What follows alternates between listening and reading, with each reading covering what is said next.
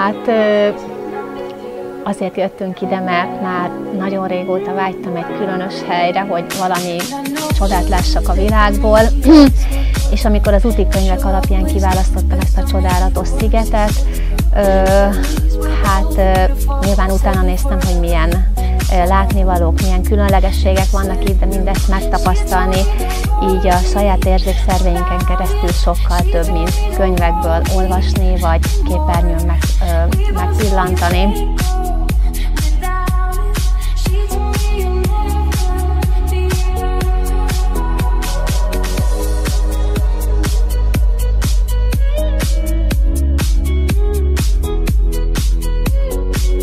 Az első nap megláthattuk a Los Gigantes szikláit, az északnyugati part vadságát, gigantikus hullámait, a vulkáni borokat megízlelhettük.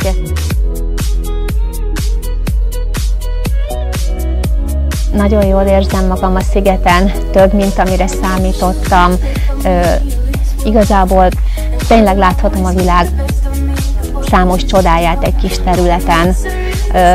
Leginkább engem a természeti képződmények fognak meg, de ezen felül az ember építette környezet, a helyi különlegességek is nagyon megfogtak.